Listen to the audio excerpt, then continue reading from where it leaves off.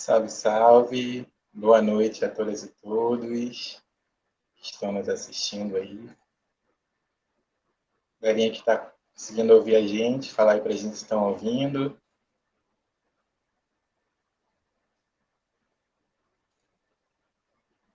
Tudo bem, galera? Sejam todas muito bem-vindas à nossa live. Fala aí pra gente aqui nos comentários se vocês estão ouvindo bem, se a imagem está boa.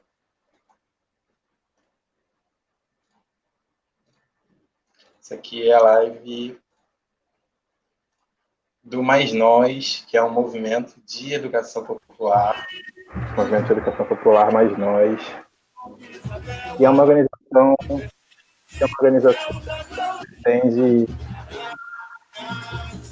tem uma educação fácil, seja bastante, não é possa ser libertadora, como eu acredito. E mais, no fim das contas, né, pedagogias emancipadoras, né? A gente está fazendo essa live aí para falar sobre que abolição é essa, né? Que condições são essas que a gente tem até hoje, né? De 132 anos de Lei Áurea, né? O que nós temos a comemorar. E aí hoje é importante lembrar, né, que esse projeto do Mais Nós e é a manifestação de que todo mundo possa permanecer em casa, mas também estudar, também possa manter os seus estudos.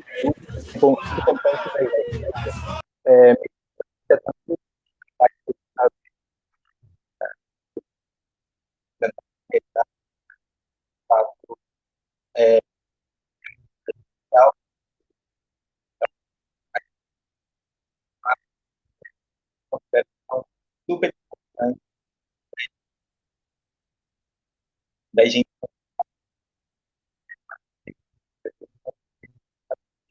Então, já de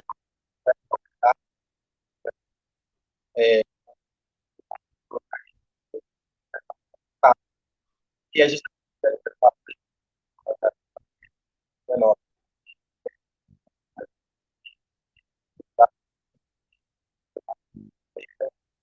Isabel. Então,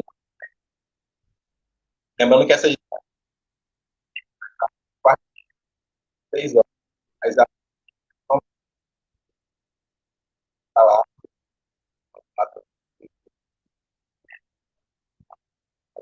ela. E leia, temos aqui, aí, tá?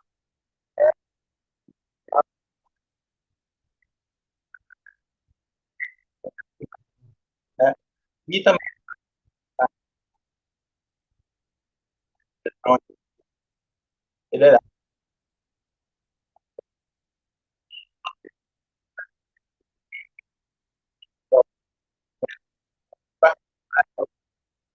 e pode atuar,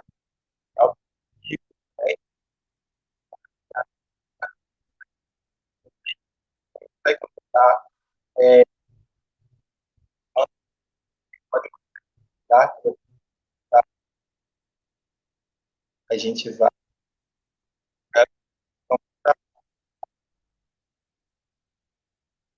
É isso? Ou não tá bom? Bom, eu acho que beleza, eu vou passar para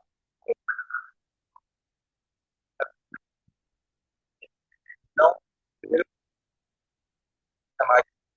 Boa noite, Sidney, tudo bem? Boa noite a todos e todas que se dispuseram a estar com a gente nessa roda de conversa, nesse bate-papo hoje, desse tema tão interessante e importante para a gente repensar esses mais de 500 anos de história do Brasil.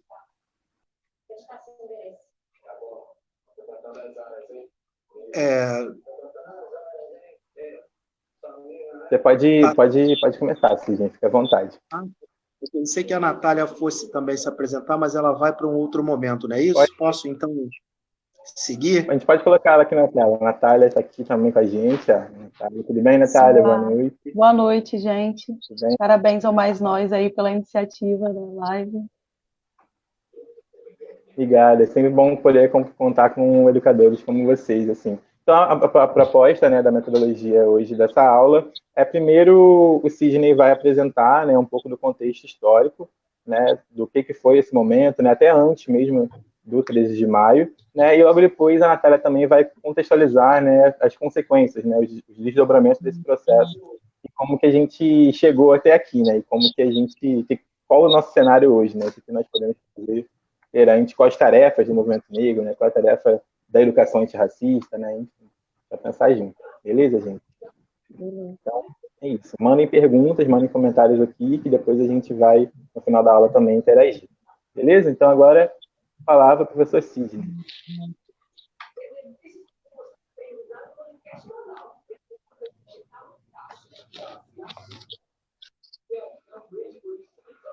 Bom, mais uma vez, boa noite a todos e a todas que estão aqui presentes. Meu nome é Sidney.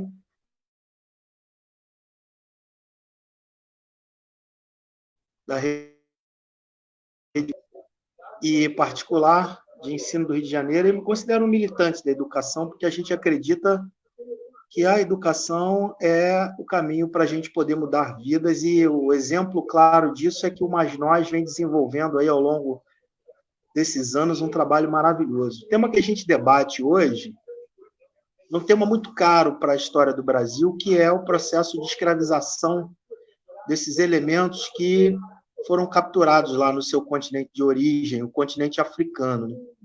E para a gente poder entender todo esse processo que leva ao 13 de maio de 1888, é necessário que a gente faça aí um panorama amplo de como é que esse evento se torna parte integrante do fazer dos portugueses no contexto daquilo que a gente chama de grandes navegações.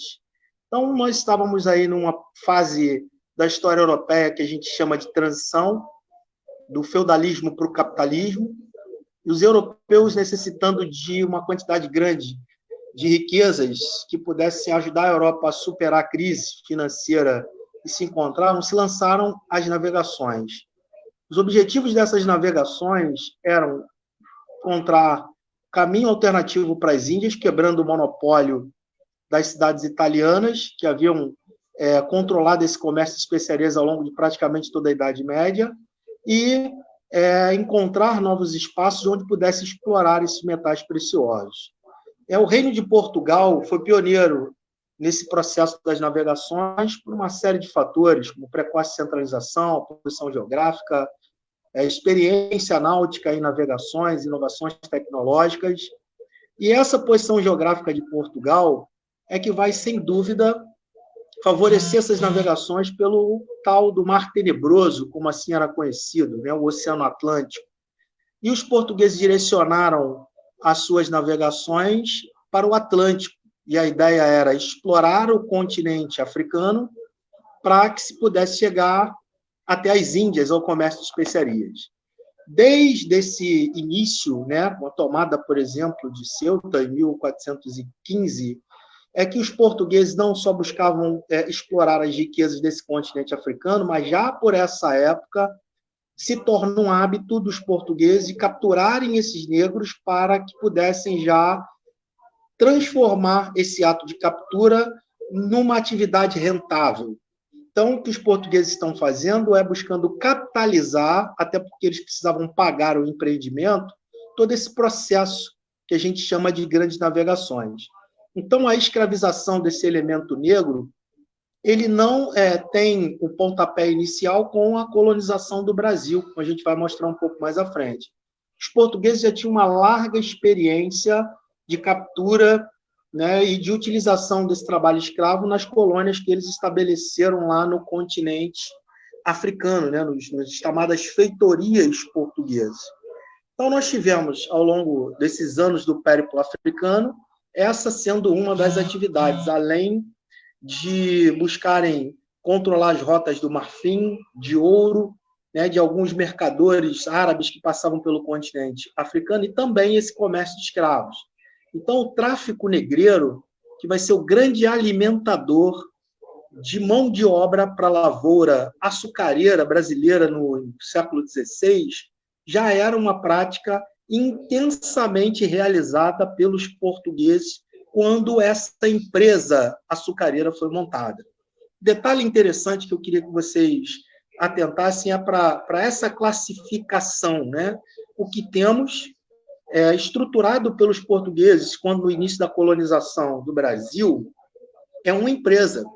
E essa empresa, entender essa palavra na sua função, finalidade, na sua etimologia capitalista da palavra.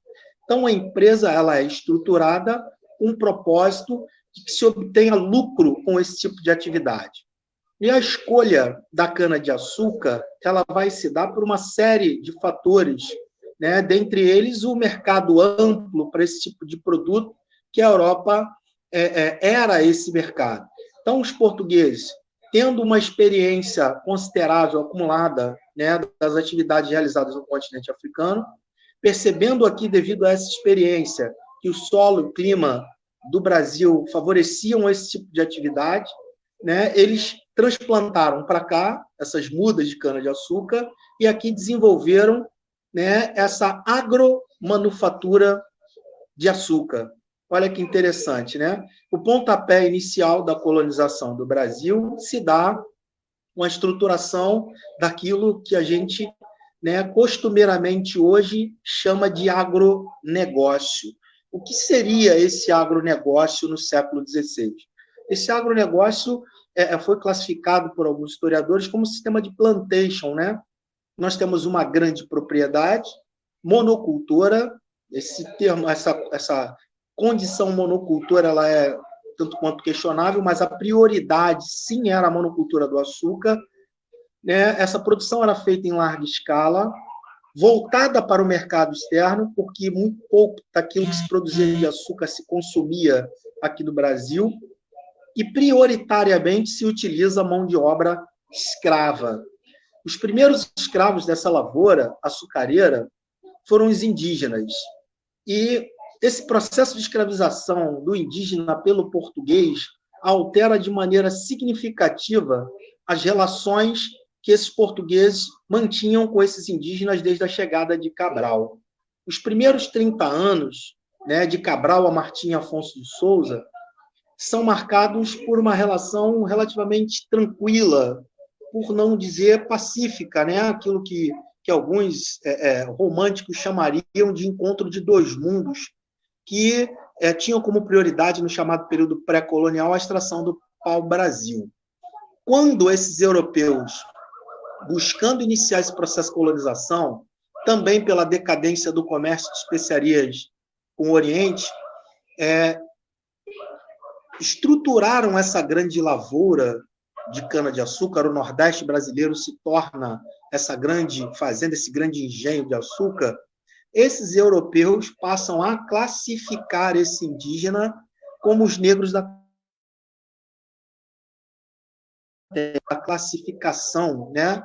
Ou essa nomenclatura utilizada, essa definição utilizada pelo europeu para o indígena no início de colonização denota que para esse europeu, preconceituosamente, ser negro era sinônimo de ser escravizado, ou seja, de ser um indivíduo submetido a um processo de exploração intenso, afastando esses elementos, esses indivíduos, na verdade, de toda a sua estrutura sociocultural, porque o que vão promover ao longo dos anos de escravidão no Brasil é justamente esse projeto de desalojar esses elementos, particularmente falando desse elemento negro, de todas as suas raízes.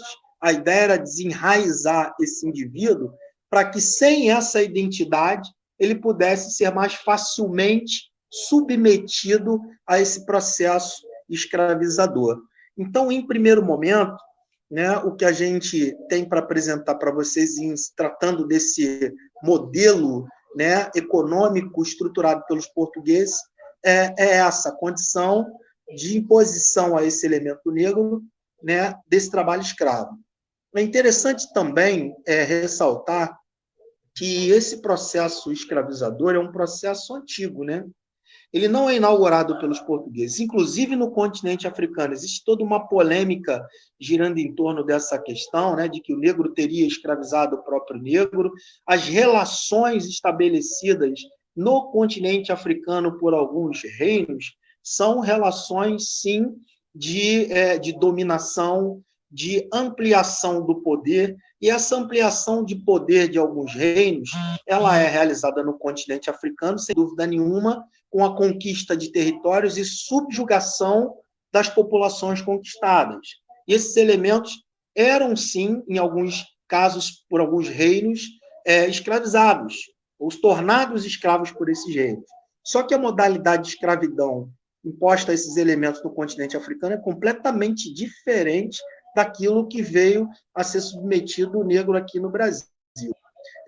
E essa relação de escravização, ela é completamente alterada pelos europeus quando terão contato com esses grupos, né, de negros, esses reinos negros conquistadores, e que eles mercantilizam esse processo de escravização, ou seja, passam a oferecer a esses reinos algo de valor pela captura, né, dos seus inimigos, daqueles que porventura teriam ou tivessem algum tipo de rivalidade tribal. E também é um pressuposto muito, muito forte presente nas navegações, presente na conquista do continente africano e presente também na conquista do continente americano, que é a questão da religiosidade, né? A gente, fazendo uma leitura acerca dessa questão, descobre que né, nos reinos africanos, onde a aproximação religiosa do europeu com o africano, ela se deu de forma mais tranquila, esse processo de negociação desses negros capturados de outras tribos também se deu de maneira muito mais tranquila, sem muitos conflitos. A gente poderia até, de certa forma, classificar esse como os primórdios daquilo que a gente veio chamar aqui no Brasil de sincretismo religioso. Então, a estrutura econômica do Brasil organizada pelos portugueses, organizadas com fins de fazer essa terra produzir para o lucro. Esse tráfico negreiro é um tipo de atividade que também ela produz esse tipo de lucro. O tráfico negreiro, a substituição progressiva do índio pelo negro como escravo não se deu, né, por outro motivo que senão a lucratividade desse tráfico negreiro. Havia um segmento da Igreja Católica, sim, que se colocaram em favor, né, desse elemento indígena por conta do processo catequizador, mas o que levou o negro a progressivamente substituir o índio na condição de escravo, sem dúvida, foi a lucratividade desse tráfico negreiro. Então, esse elemento negro, introduzido a esse ambiente, né, que foi dito pelo Florestan Fernandes, o negro é introduzido a um ambiente que não foi preparado para ele. Esse ambiente ele é preparado para os segmentos privilegiados brancos que vinham para cá com a finalidade de explorar economicamente essa região. Então, a inserção desse indivíduo é uma inserção extremamente precária. E ele é produtor e produto ao mesmo tempo. Ele é produtor por conta da exploração da sua força de trabalho. Toda essa máquina, né, esse engenho, que é uma fábrica de açúcar, é movida, e ele é o produto porque a aquisição, compra e venda desse indivíduo é feita via esse negócio que tanto rende a diferentes setores, né, envolvidos no processo de colonização do Brasil. E quando a gente fala de setores, nós estamos falando da coroa portuguesa, que lucra com o tráfico, nós estamos falando dos traficantes, que lucram com o tráfico, nós estamos falando da Igreja Católica também, que tem uma certa participação econômica dentro desse processo. Desde muito cedo, né, há uma resistência muito grande desse elemento negro nesse processo escravizador. Não há aceitação em momento algum desse negro a esse processo escravizador. As resistências desse elemento negro se dão de diferentes formas: fugas, assassinatos, suicídios, a formação dos quilombos, que são aquelas comunidades onde esses negros se abrigavam buscando construir o modo de vida que tinham no continente africano, com relações sociais bem intensas, e na medida em que a escravização ela progride as relações do quilombo com o conjunto da sociedade no entorno da produção se dão de maneira também muito mais intensa, uma coisa que a gente vai ampliar um pouco mais à frente.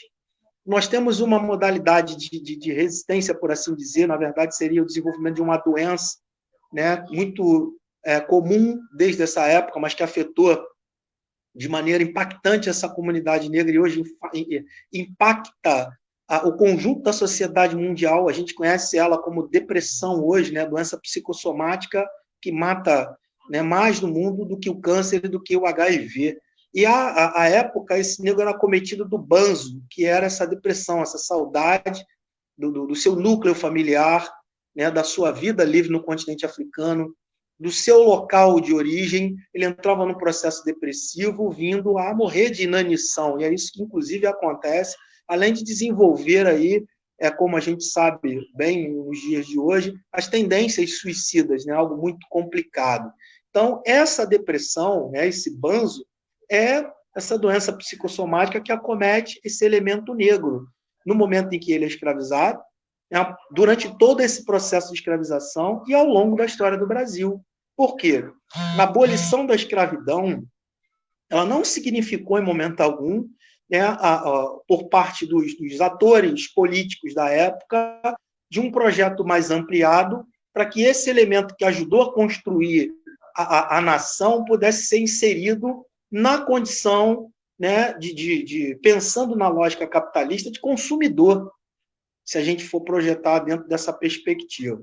Uma outra modalidade de resistência também muito poderosa, muito vigorosa, produto de um debate intenso dos últimos anos, é o aborto realizado por essas mulheres negras, né, vivendo no cativeiro, vivendo o assédio constante dos senhores, vivendo a situação de objetificação sexual que é histórica dessa mulher negra, né, infelizmente, ao longo desses mais de 500 anos de história do Brasil. Essa mulher, quando engravidava do seu companheiro negro, gerava um negro que possivelmente estaria submetido à mesma condição que ela e que o seu companheiro.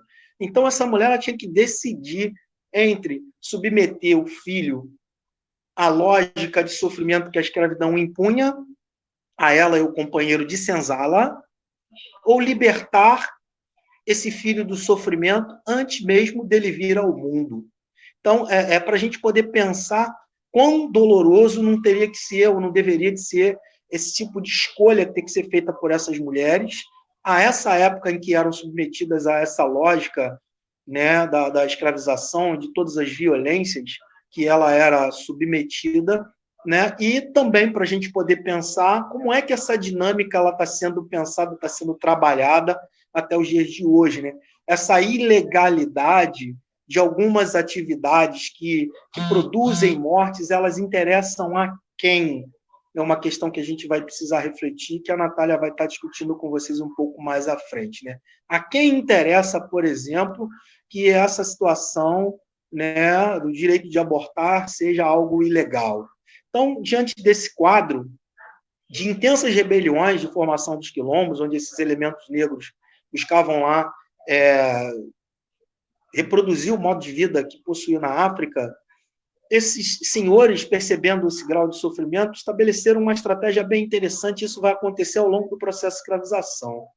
Ocorre uma jogada, por assim dizer, construída pelos senhores, que é a tal chamada brecha camponesa. O que seria essa brecha camponesa? É a cessão de uma pequena roça para esse indivíduo negro, para que ele pudesse cultivar um determinado período e dali extrair um pouco do alimento que ajudaria, né, na subsistência dele e da família. Esses caras acreditavam que dessa forma estariam amenizando a condição de sofrimento desse elemento negro, dessa forma, né, colocando ele numa condição de conformidade para que ele não resistisse, né, da forma com que vinha resistindo a esse processo escravizador. Esse fenômeno é chamado brecha camponesa, né, trazido à baila da discussão por professores do Núcleo de História do Brasil Colonial da Universidade Federal do Rio de Janeiro, e é uma estratégia interessante para a gente poder perceber, né, esse processo todo, né, dessas relações conflituosas que se estabelecem e as estratégias que se procuram, né, criar por parte do negro para resistir a esse processo escravizador e por parte do senhor para tentar combater essa atividade criminosa.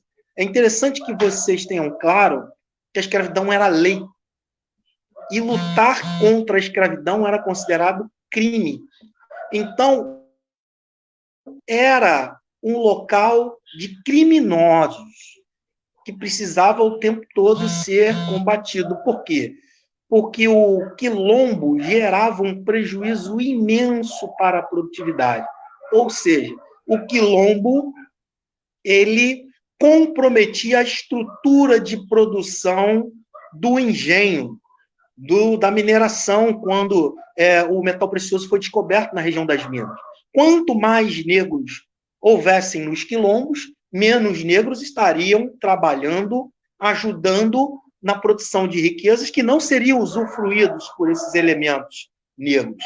Então, as autoridades metropolitanas e as autoridades locais, elas sempre agiam com extremo rigor no combate dessa comunidade, que é a comunidade quilombola. E essa comunidade, que é a comunidade quilombola, é uma comunidade que se baseia nos laços, né, harmônicos e de cooperação, né, dentro dessa estrutura. Pensar que o quilombo possuía escravos é minimamente esquisito se muitos desses negros fugiam por quilombo da escravidão, né? Em alguns momentos, inclusive nas redes sociais, aí no Facebook, aparecem pessoas levantando essas questões que, tanto quanto incoerentes no meu modo de ver, na modesta opinião. Então, a situação desse elemento negro é essa. Esse quilombo é o local desses criminosos que conhece a presença do Estado através da violência dos capitães do mato, das forças milícias que atuam, né, em torno desse grande senhor de engenho ou comandados pelas autoridades enviadas aqui pelo rei de Portugal. No contexto da mineração do Brasil, rola um processo bem interessante, que é uma mudança significativa de estrutura, né, geográfica, por assim dizer. A economia açucareira é uma economia essencialmente agrária. É uma sociedade agrária patriarcal, que tem a figura do homem como figura central, né? Ela é aristocrática, são esses elementos da elite que exercem o poder político, ela é estamental, a probabilidade de mudança social ela é praticamente inexistente, porque para montar um engenho, né, essa maquinária toda era muito caro, os homens livres que vinham para cá não tinham condições, e muito difícil, inclusive, desse elemento negro conseguir a sua alforria, conseguir a sua liberdade. Então, é uma sociedade, né, rigidamente estruturada, onde a base dessa sociedade era esse elemento negro. E era uma sociedade rural. Então, a sociedade brasileira, estruturada lá nos primórdios da colonização, ela carrega duas características muito peculiares, para não dizer traumáticas, ao longo da história do Brasil. Essa sociedade ela é machista e ela é racista. Ela é machista porque a figura central é a figura do homem, e ela é racista porque impõe a esses elementos negros essa condição, né, de submissão por intermédio da violência, e, infelizmente, nós ainda não conseguimos nos libertar dessa herança maldita colonial brasileira. A sociedade mineradora é uma sociedade que se estrutura com base, né, no surgimento de grandes centros urbanos, então a circulação de indivíduos era muito mais intensa. E nesse centro urbano, nós temos uma quantidade muito maior de indivíduos circulando. Né? A circulação de indivíduos, a estruturação desse núcleo urbano também produz uma série de necessidades, novas necessidades. E é nesse contexto que esses indivíduos que estão escravizados irão começar a realizar uma série de outras funções, né, que serão essenciais para o bom funcionamento da sociedade mineradora. Né? Surgem uma série de profissões, por assim dizer, que serão realizadas por esses elementos negros. Né? O ferreiro, o sapateiro, o pedreiro, um alfaiate, né? Os trabalhadores da construção civil, são essas profissões exercidas também por elementos brancos que terão, né, entre aqueles que os auxiliam, esses elementos negros. É interessante que a gente perceba também que essa sociedade mineradora ela vai possibilitar também a esse elemento negro uma probabilidade maior de alcançar essa sua liberdade. E tem um trabalho bem interessante sendo realizado há bastante tempo por um grande amigo, né, professor Nelson Rosa Bezerra, que estuda esse processo de escravização aqui no Recôncavo na Guanabara. Recôncavo na Guanabara é onde a gente chama de Baixada Fluminense, ou região metropolitana do Rio de Janeiro, que pega de São Gonçalo até mais ou menos Itaguaí, sobre as estratégias utilizadas por esses elementos negros para garantirem, né, a sua sobrevivência, a sua subsistência e a estratégia de resistência, né, promovidas por esses indivíduos. Tem um outro grande amigo, né, irmão de longa data, que está desenvolvendo um trabalho bem interessante, bem bacana, sobre essa dinâmica da economia. O nome dele é Felipe Moreira e trabalha com uma perspectiva bem bacana da economia Nagô, que seria essa economia vinculada às funções exercidas por esses negros, né, nesses espaços de sociabilidade, que são os espaços urbanos, daquilo que a gente chamaria de escravidão de ganho. Então, na medida em que esse negro tem esses laços da escravidão tanto quanto afrouxados, ele tem uma liberdade de trânsito, de realizar outras funções, ele vai receber por esse trabalho que realiza. E desse valor que ele recebe, ele tem que reservar uma parte para o senhor e uma parte ele fica. E é com essa parte que ele fica, que é o chamado pecúlio, é que esse indivíduo vai acumular uma grana para poder conseguir comprar a sua liberdade. Porque o convívio nesses centros urbanos traz para esse indivíduo uma percepção mais aguçada do ambiente que ele está inserido. Ele está inserido numa sociedade pré-capitalista, ele está inserido precariamente, mas ele consegue sim visualizar nessa sociedade, né, que o insere precariamente, estratégias para que ele possa conseguir a tão sonhada, almejada liberdade. E uma dessas estratégias é a realização dessas atividades, né, onde ele possa contrair aí, ou acumular esses recursos para que pudesse comprar a sua alforria. Interessante que o Felipe trabalha com essa lógica, né, do papel da religiosidade. As religiões de matriz africana também são poderosas ferramentas, instrumentos de resistência desse indivíduo à escravização. Né? O que cada um de nós, independente do nosso credo religioso, faz quando busca um espaço de religião? A gente busca conforto espiritual.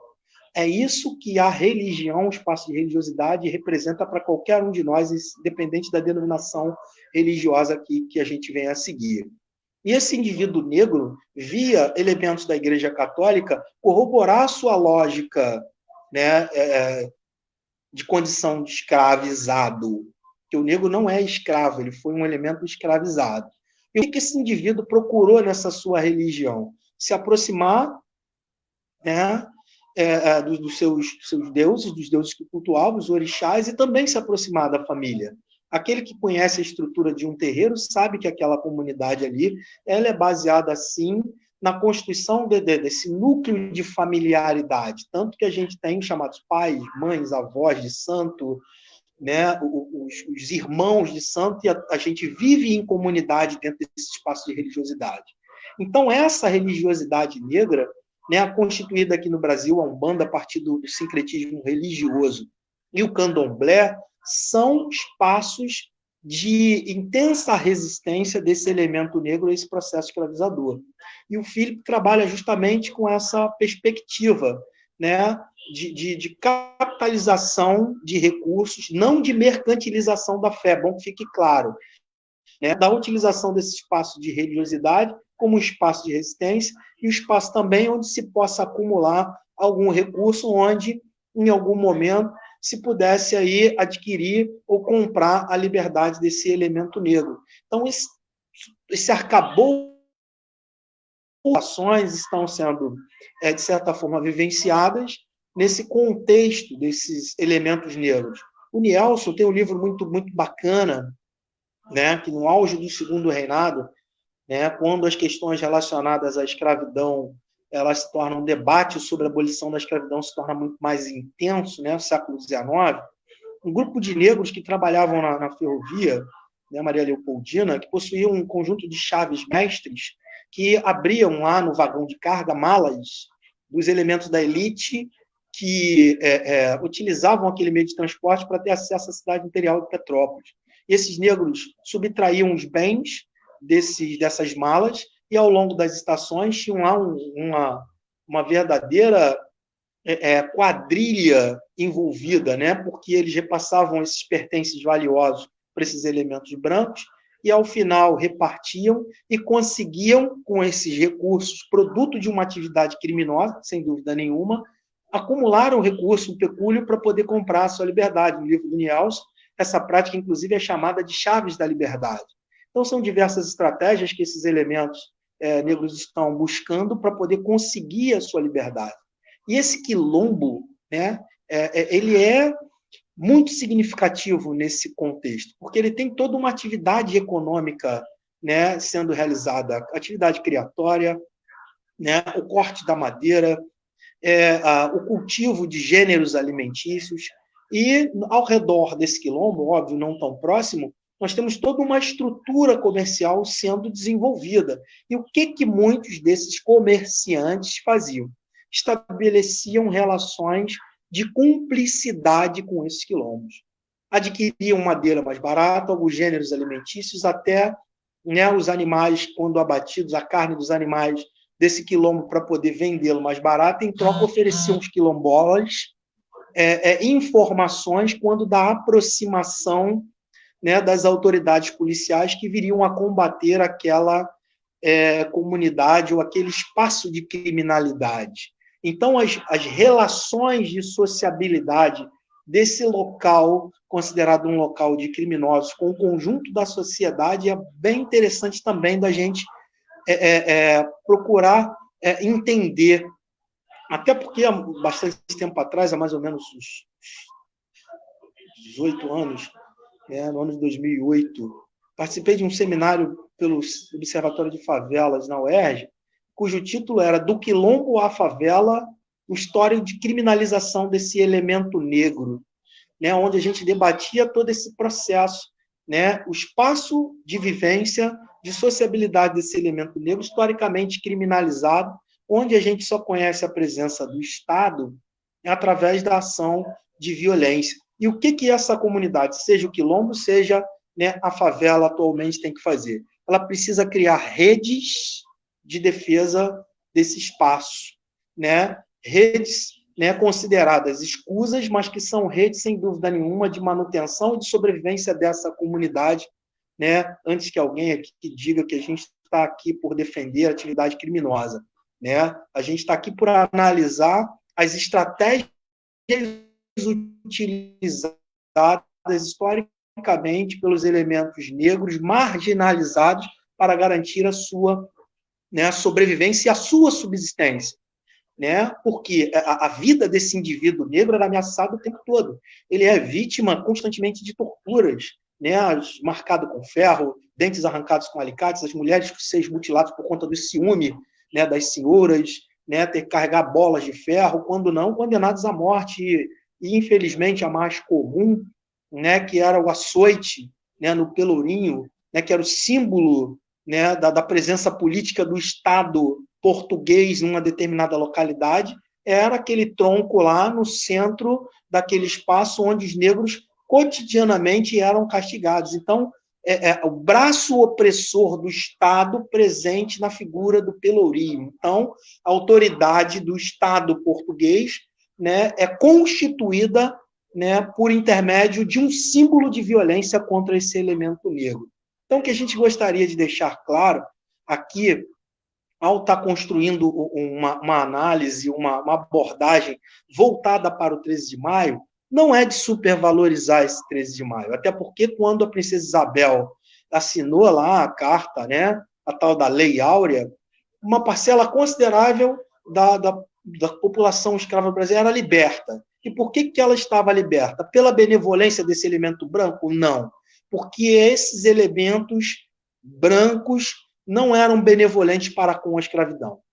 Eles eram, sim, indivíduos que dependiam desse braço escravo para poder conseguir manter as atividades econômicas. Então, assim, o que a gente tem é que esse negro nunca deixou de lutar pela sua liberdade. Esse 13 de maio é simbólico para quem? Para os elementos do movimento negro, para encerrar a nossa contribuição, o Dia da Consciência Negra, que é o dia 20 de novembro, é muito mais significativo, porque representou a luta de Zumbi pela libertação, né, dos negros no Brasil, né, na luta contra a escravidão. E esse 13 de maio, um tanto quanto esvaziado, porque denota um nível de benevolência desse elemento negro que, na verdade, né, não era algo comum. Né? Houve toda uma pressão externa, mas a gente aqui, para encerrar a nossa contribuição, e depois a gente amplia quando as perguntas vierem, esse elemento negro, ele nunca abriu mão de lutar pelo seu direito à liberdade, pelo direito à vida e pelo direito à dignidade num local, num espaço, numa colônia e depois num estado, quando o processo de independência, que se estruturou a exploração da sua mão de obra na produção de riqueza, mas que não lhe dava o espaço adequado para que ele pudesse se projetar. E o primeiro passo dessa projeção seria a sua liberdade.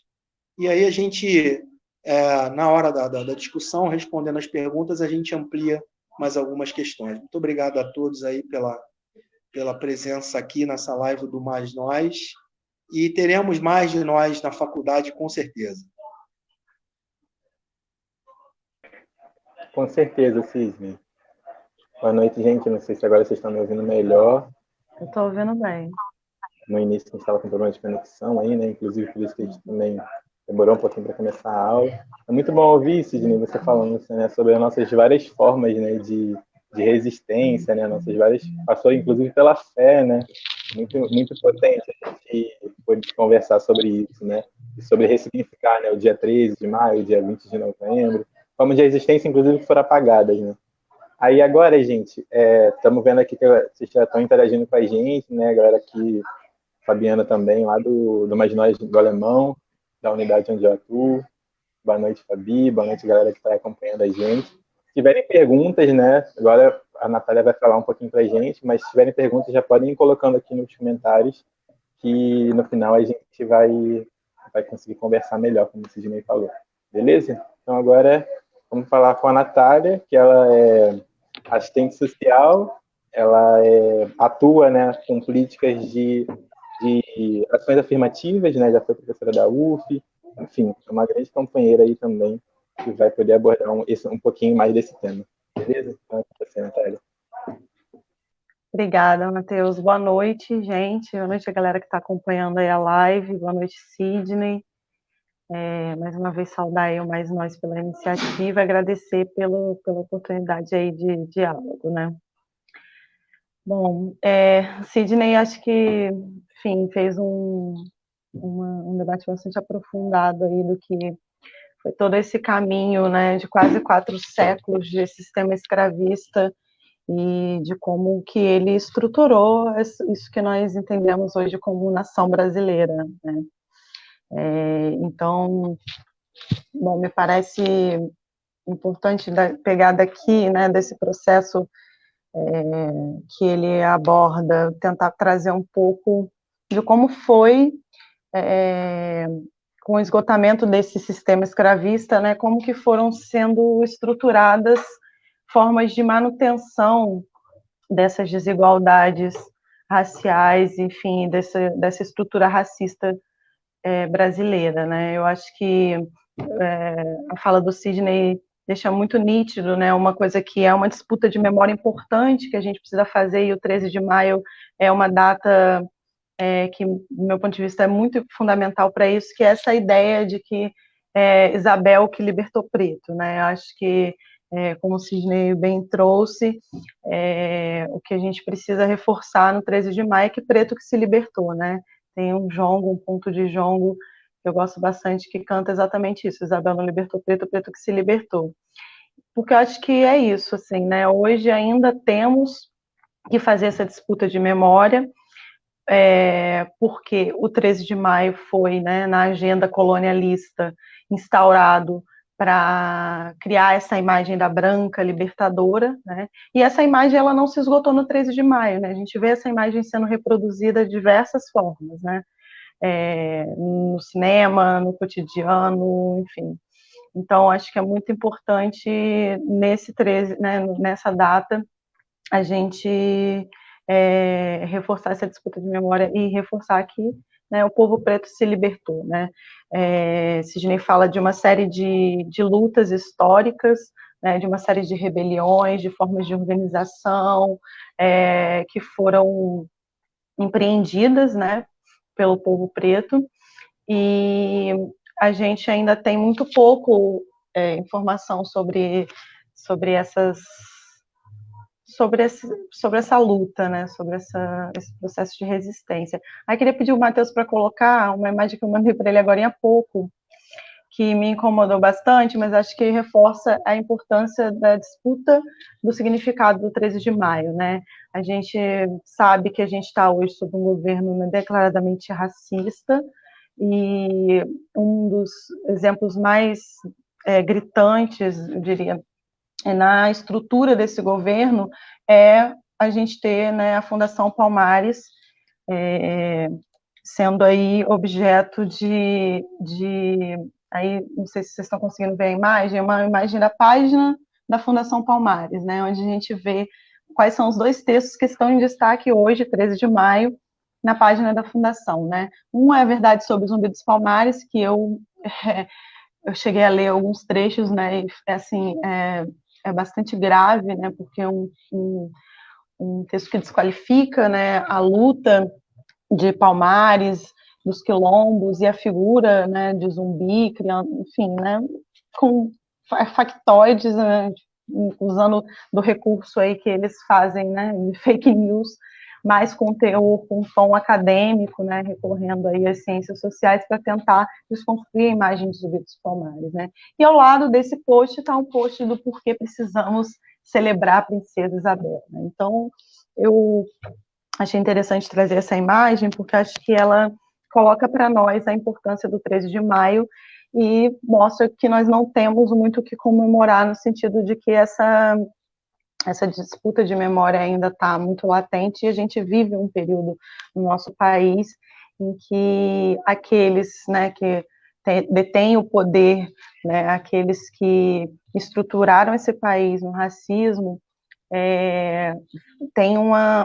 tentam fazer um avanço, né, aumentam a escala de ataques ao nosso povo. E aí eu queria trazer um outro aspecto do 13 de maio que eu acho que seria interessante, né, um texto do professor Renato Nogueira. Ele chama a atenção que o 13 de maio ele pode ser pensado como o dia da Lei Áurea, mas ele também mas a gente deveria reivindicar ele como o dia da revolta de Carrancas, né, que foi uma rebelião importante, né, que aconteceu no estado de Minas em 1833, né, no 13 de maio de 1833. E por que a gente, quando fala do 13 de maio, a gente pouco ouve falar da revolta, da rebelião de Carrancas, né? Então fica ainda muito centrada essa ideia da princesa que libertou, né? Bom, e aí eu acho que o que é importante a gente pensar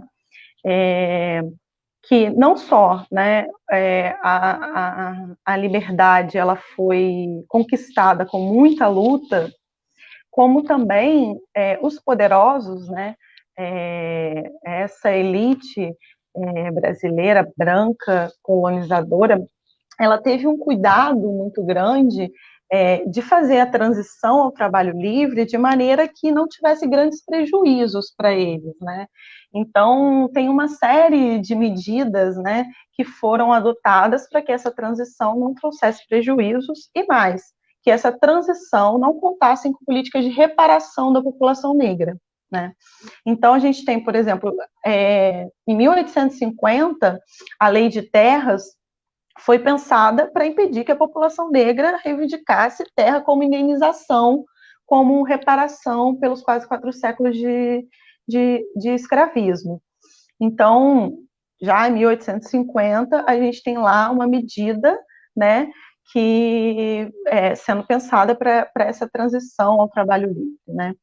Além disso, como eu falava, a população negra não teve nenhum tipo de indenização, né, não teve uma política de reparação por esses 4 séculos de escravismo, mas, como o Cid inclusive mencionou, aqueles que lucravam, né, aqueles que tinham como principais atividades econômicas a comercialização de seres humanos, a comercialização dos povos que eram sequestrados em África, esses não saíram no prejuízo, né?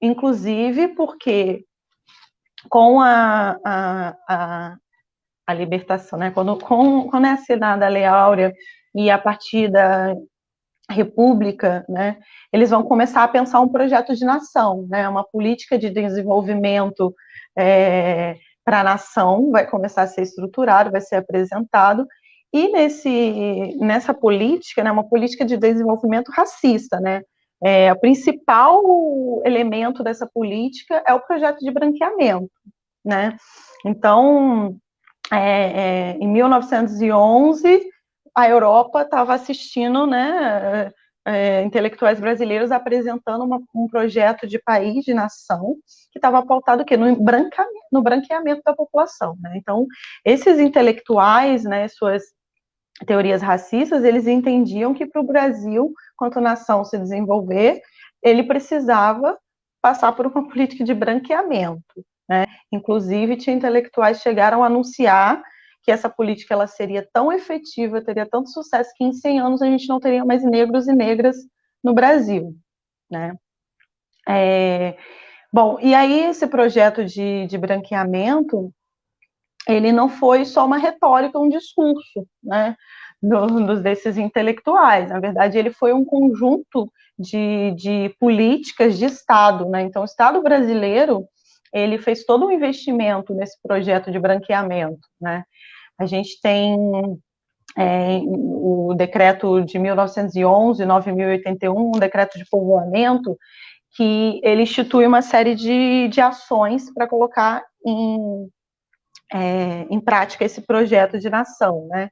Aí, por exemplo, esse decreto de povoamento, ele vai instituir que o Estado brasileiro ele vai custear a vinda dos imigrantes brancos europeus para cá, para embranquecer a nação, né? Então, e aí entra, né? E aí nesse ponto que aqueles que lucravam com o sequestro, com o tráfico de pessoas, eles vão, né, ter os seus ganhos garantidos, porque o Estado vai pagar a essas empresas de tráfico de pessoas para trazer os imigrantes brancos europeus, né? Então, toda a estrutura, né, construída para essa atividade econômica, que era uma das principais atividades econômicas do período, ela foi, né, atendida, ela não ficou na mão com a libertação, né? Ela teve aí os seus ganhos garantidos a partir desse investimento que a política de branqueamento,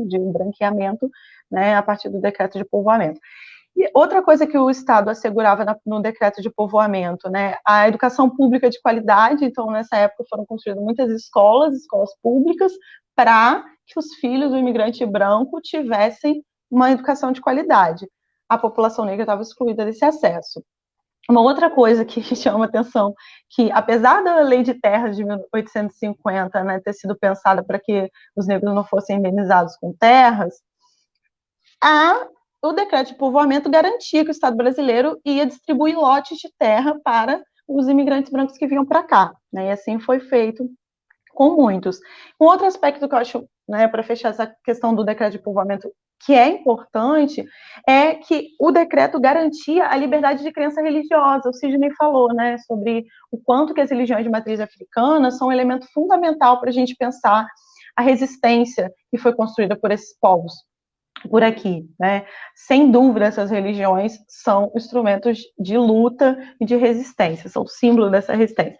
E isso foi fundamental porque a gente sabe que o sistema escravista ele tinha, né, a ideologia cristã como elemento para perseguir, para torturar, enfim, para aniquilar os povos africanos que eles escravizavam.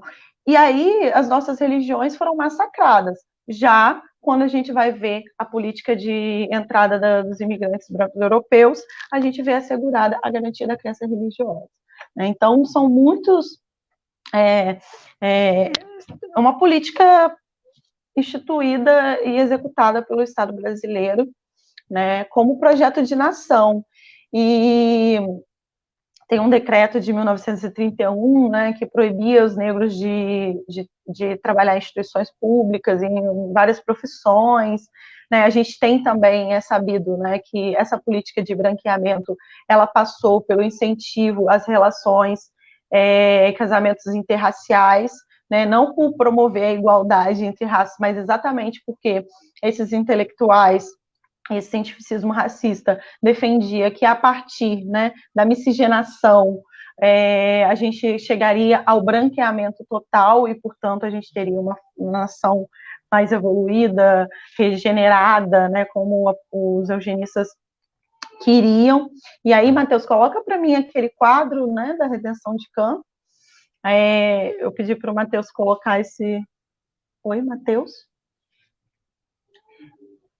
Eu pedi para o Matheus colocar para a gente esse...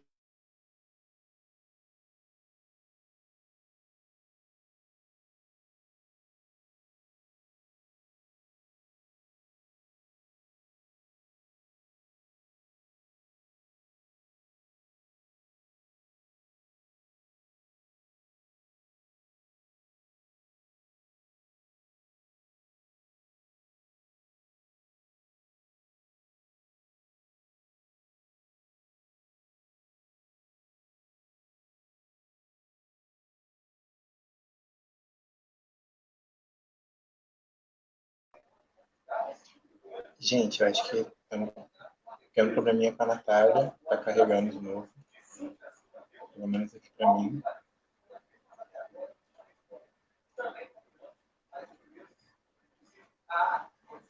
Já vai voltar. Não sei se vocês estão conseguindo me ouvir bem.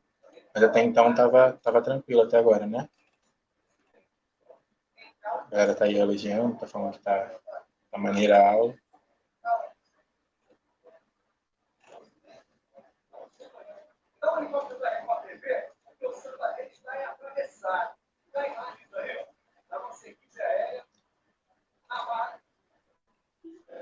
Não.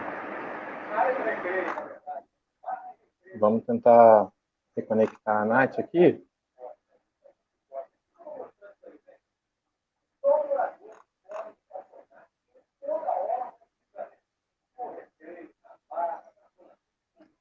Respondam aí se a conexão tá legal. A Nath, a gente está tentando voltar. Por enquanto, acho que tá só eu e o Sidão aqui na live, né? Enquanto eu vou olhando os comentários, a galera tá falando aí, a Samantha já colocou aí, né, que saiu da reunião, mas tá correndo assistir. Saulo também, nosso parceiro lá de Minópolis, também sempre chega junto. A galera tá aí chegando junto também. Acho que agora ela voltou. Ó. Voltei, né? Não sei onde que caiu. Onde que eu tava? Você ia falar da redenção de Cã agora. Sim, de quanto esse quadro ele é emblemático dessa política de branqueamento, né? A gente vê aí uma mulher negra retinta, na imagem como se ela estivesse agradecendo pelo neto ter nascido branco, né? A partir desse processo de miscigenação.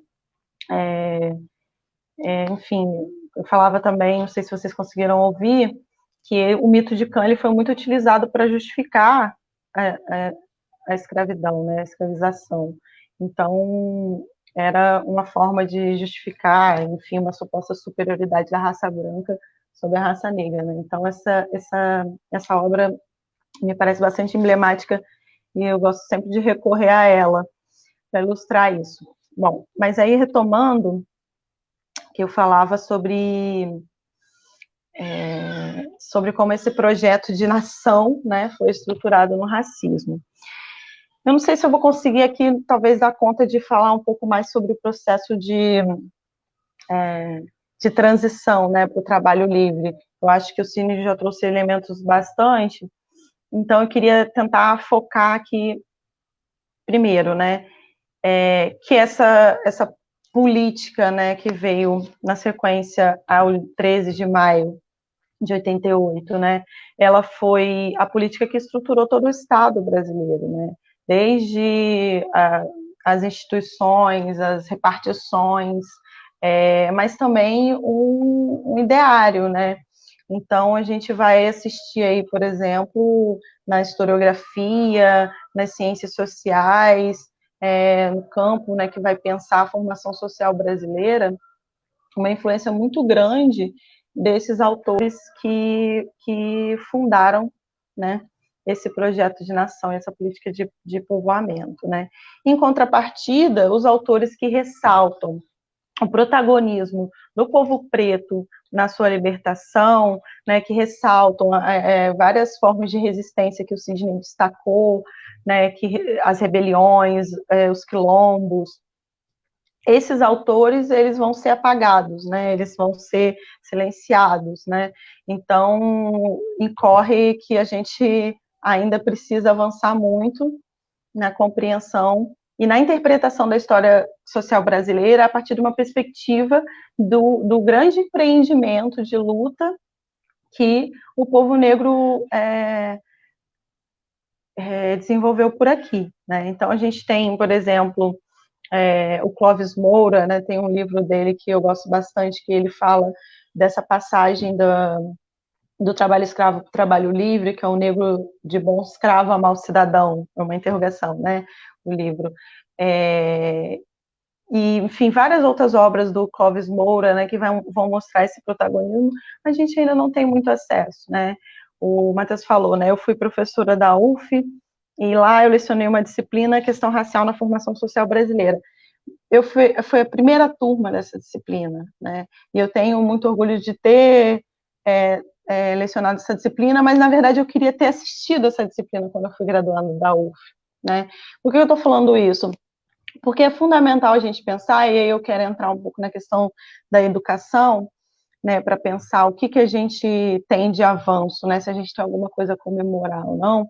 Eu acho que a educação é muito emblemática, né, porque a gente tem uma educação ainda que o acesso é negado à população negra, quando uma série de questões e dificuldades foram sendo estruturadas, né, e, ao mesmo tempo, a gente vê que o pouco que a gente conquistou, né, na área da educação foi muito determinante, né? Eu acho que uma das conquistas importantes, né, do movimento negro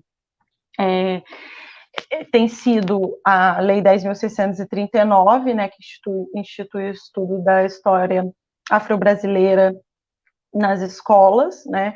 Eu acho que, apesar da gente não ter conseguido garantir que a Lei 10.639 tivesse mais condições de ser implementada pelos educadores, né, nas escolas, a gente tem aí uma série de educadores que, com muitas, né, driblando todas as dificuldades, falta de orçamento, de condições de trabalho, conseguiu fazer com que a Lei 10.639 tenha incidido, tenha conseguido mudar a correlação de força nessa disputa de memória da história social brasileira, né? Então, hoje, as escolas estão, sim, discutindo identidade, representatividade, a história de luta e de resistência do nosso povo, muitas estão discutindo a questão do racismo religioso para com as religiões de matriz africana, né? Então, tem um caldo, né, que a Lei 10.639 já conseguiu provocar, e que eu acho que se soma a um avanço fundamental que a gente teve, que é a Lei de Cotas, né? A Lei de Cotas, né, ela ainda é muito questionada por parte de alguns setores, né, da sociedade brasileira. A gente ainda precisa avançar com a lei de cotas, né? Eu acho que nós somos mais da metade da população, as cotas deveriam ser paritárias, né? Deveriam ter paridade de acordo com a proporção que nós somos da população, né? Não deveria ser uma pequena fatia e que ainda a gente precisa ouvir que não deveria ter, né? Mas eu acho que a lei de cotas, ela também conseguiu incidir no cenário, né, da disputa de memória e da luta do povo negro no Brasil, porque a gente sabe, né, que não nos querem nas universidades, primeiro porque acham que não é feito para nós, mas também, isso é uma coisa que eu acho que é muito importante a gente destacar, principalmente para a galera que está aí se preparando, né, para o Enem, que está lutando para entrar na universidade, que a gente não apenas entra, né? A gente, quando entra, a gente muda muita coisa nas universidades, né? A gente consegue incidir nos conteúdos, né? Porque, cadê? Tem aqui por aqui o livro da Nilma Lino Gomes, que ela fala que o movimento negro é educador, né? E o movimento negro realmente é educador e ele incide nos conteúdos, né? Se a gente vê hoje as universidades, né, quando eu falo que na UF a gente tem agora a disciplina Questão Racial na Formação Social Brasileira, foi uma conquista do movimento negro, né? Os estudantes demandando a importância disso ser um eixo estruturante da nossa formação, né? E isso em todas as áreas, né? Hoje, todas as áreas estão tendo que dar conta de entender que essa epistemologia, esse racismo epistemológico que vigorou até hoje nas universidades não dá mais. A gente precisa de uma universidade que as nossas epistemologias, o Sul, né, enfim, sejam colocadas, né, estejam sendo estudadas, né? E a gente faz isso dentro da universidade, mas também para fora dela, né? Porque a gente vai para a universidade, mas a gente volta para os nossos territórios, a gente volta para as nossas famílias, para as nossas comunidades, e a gente incide sobre essa realidade, né? A gente vê que a maioria dos estudantes negros, que, né, eu venho de uma família que nunca acessou a universidade, né? Sou a primeira da família a acessar a universidade, e sei que sou parte de uma geração, né? E essa geração, ela não se forma simplesmente para conseguir sua vaga no mercado de trabalho. Ela se forma para mudar a realidade do seu povo, né? Então, a gente volta para as nossas comunidades, né, para fazer projetos, né? A gente vai para a área do audiovisual, disputar narrativa, a gente vai em todos os espaços, né, transformando quando a gente consegue acessar, né, esse recurso tão valioso que é a educação, né? E aí, eu acho importante também destacar, eu falava de como que o projeto de branqueamento, ele teve uma série de medidas, né? E a gente teve também uma medida que foi uma cota racial, né, que não é muito abordada, né? Mas a primeira cota que foi instituída no Brasil foi para brancos, né? Que foi em 1968, quando as universidades passaram a reservar vagas para os filhos de fazendeiros, né? Para os cursos de agronomia e veterinária.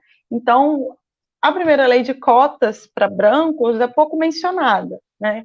Mas ela existiu e ela, com certeza, foi determinante também para que a gente tivesse essa desigualdade de acesso à educação. Bom, falava um pouco da nossa entrada na universidade, mas eu queria pegar enfim, para a gente pensar um pouco as desigualdades raciais, né, que estruturam esse país. Eu acho que é importante a gente pegar um dado sobre o percentual a gente pegar, por exemplo, né, um dado do IPEA, está desatualizado, de 2008, mas com certeza não mudou muito, né, que é 10% dos mais ricos, entre os 10% mais ricos no Brasil, 87% são brancos. Entre os 10% mais pobres, 65% são negros. Eu acho que isso é muito revelador e essa desigualdade, ela grita e ela tem ficado bastante nítida nesse contexto de pandemia que a gente está vivendo, né?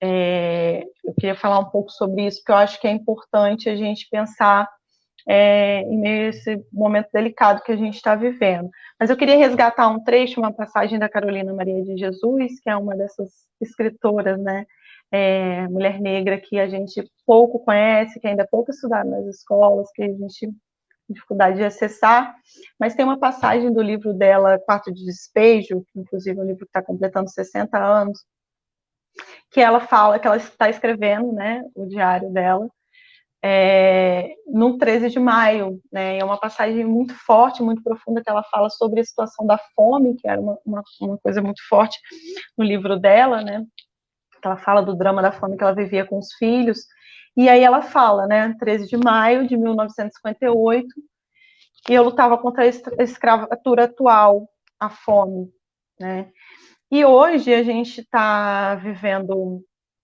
a pandemia, né, do coronavírus, e essa pandemia tem colocado de maneira muito nítida as contradições, as desigualdades raciais que a gente vive. E aí eu vou pedir para o Matheus colocar para mim aquela imagem de Niterói, Matheus, que é uma imagem agora no contexto da pandemia, né, que mostra como que também a pandemia, né, ela é racializada, né, não dá para falar esse negócio de estamos no mesmo barco, porque não estamos no mesmo barco, nossa realidade é muito diferente, né, a gente vê aí que nós somos a maioria da força de trabalho que não pode fazer isolamento social, né, que não tem a opção de trabalhar de casa, nós somos a maioria dos que estão na linha de frente nos serviços de saúde, né? Ontem foi o dia dos enfermeiros e circulou bastante informação importante, né, de que a maioria da categoria é composta por pessoas negras, mulheres negras, mas não só enfermagem, né,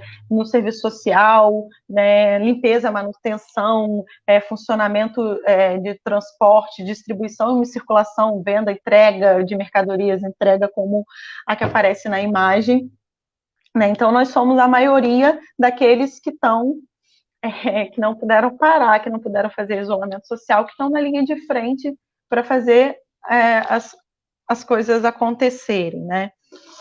Então, somos a maioria daqueles que estão nos transportes lotados, né? Que já é um problema anterior, mas que com a pandemia se torna um risco iminente para a vida. Somos a maioria dos que não têm acesso a equipamentos de proteção, a maioria daqueles que vivem em favelas, onde muitas vezes não tem nem água para lavar a mão, né? Então, com tudo isso, nós com certeza estamos mais expostos ao vírus. Mas não para por aí, né? Porque se a gente pensar, por exemplo, nós temos também mais dificuldade de acesso a tratamento de saúde, né? Você já mencionou a questão da saúde da população negra, resgatou a questão do banzo, e o movimento negro, né, tem incidido bastante para a gente pensar a saúde da população negra, que tem características, né, tem particularidades que precisam ser tratadas, né? Não por acaso, nós somos a maioria da população que tem aí as ditas comorbidades, né, que tornam a gente mais suscetível ao agravamento pelo coronavírus, né? Então, nós somos a maioria dos que tem hipertensão, diabetes, outras comorbidades. E isso por quê? Por uma série de desigualdades que vão desde a falta de acesso à alimentação adequada, né, que passam pela falta de acesso à saúde, né, a saúde básica, preventiva, não a saúde só quando ela se torna doença, né? Então, essas dificuldades de acesso tornam a nossa população mais suscetível também do ponto de vista das comorbidades que tornam o quadro de coronavírus mais agravante, né?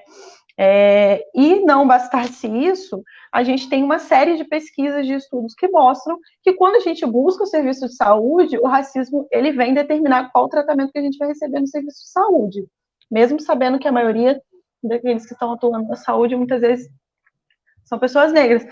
Mas a gente sabe, é isso que eu falava, tem várias... a Jurema Werneck, por exemplo, tem estudos que falam sobre o racismo institucional na saúde, né, que mostra que isso vai determinar um tratamento diferenciado, né. Isso, em última instância, vai determinar quem vai ter o respirador e quem não vai ter o respirador, quem vai para a vaga de UTI que tem e quem não vai para a vaga de UTI que tem. Então, a gente está muito mais exposto e a gente, além de estar exposto, quando a gente tem o vírus, a gente também tem uma série de outros agravantes que estão fazendo a gente chegar a dados assim, né, terríveis da pandemia, né? Eu queria pedir para o Matheus colocar um dado sobre a pandemia, né, sobre a mortalidade na pandemia, porque, infelizmente, a gente já está lidando com um número muito maior de pessoas negras vindo a óbito do que a população branca, né? A taxa de mortalidade do coronavírus é de 15,6 por 100 mil habitantes para negros. É superior a de 9,6 por 100 mil habitantes para brancos, né? Então, segundo o Ministério da Saúde, pretos e pardos representam quase 1 em cada 4 dos brasileiros hospitalizados, mas eles são 1 em cada 3 entre os mortos, né? Então, é um dado duro da gente lidar, mas que é uma realidade também que cada vez mais está aparecendo para a gente, né? Bom, acho que eu tenho que encerrar, né? Eu queria ainda trazer... Temos mais algum tempinho, Matheus? Matheus?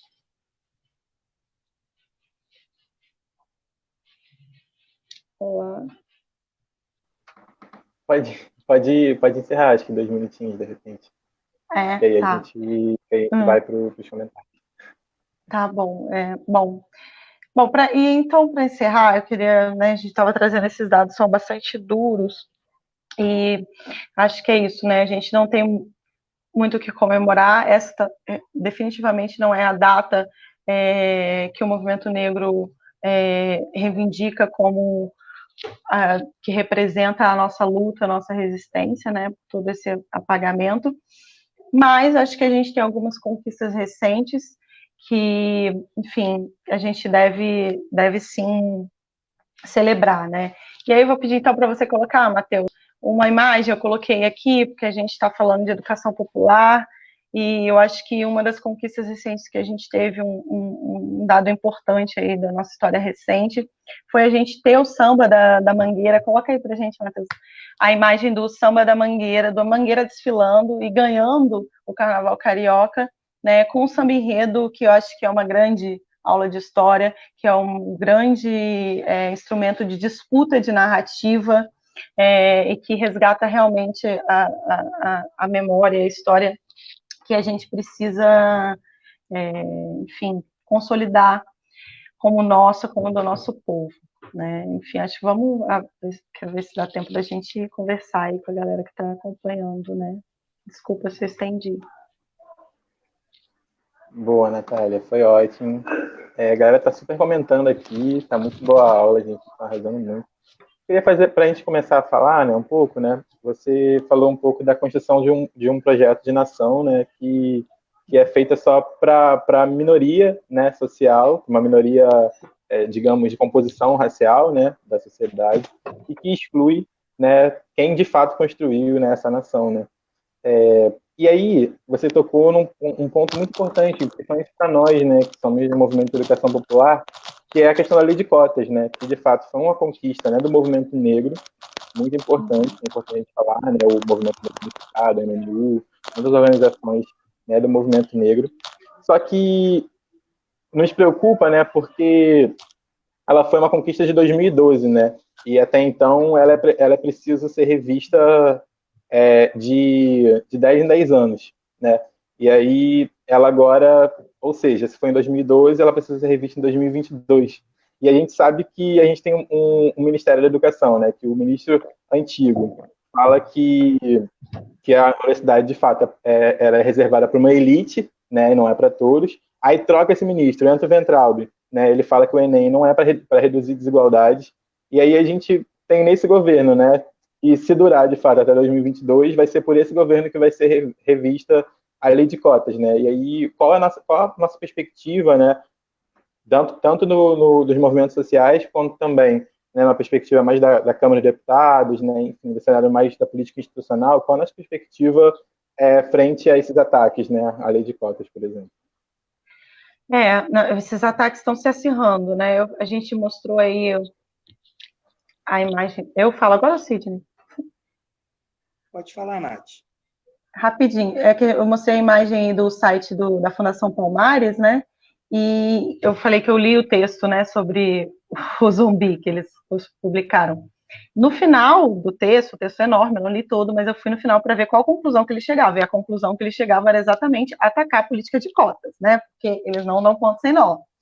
E a gente sabe que na LERJ já foi apresentado um projeto de lei, né? Inclusive por aquele deputado que quebrou a placa da Marielle, para acabar com a lei de cotas raciais na UERJ, né? A gente teve uma audiência pública, né? As mandatas negras do pessoal fizeram um trabalho fundamental, foi uma audiência muito dura lá na UERJ, foi um enfrentamento, foi uma trincheira mesmo, e foi uma audiência bem complicada, mas a gente sabe que eles estão vindo para cima para atacar a lei de cotas, e é isso, por isso que é fundamental a gente fortalecer, que eu gostaria que a gente estivesse agora lutando para ampliar a lei de cotas, né?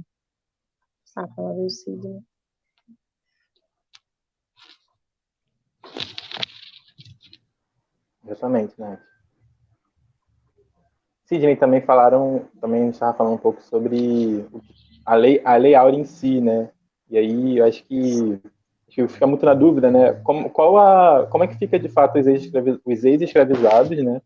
Logo após, né? A consequência imediata após esse documento, né?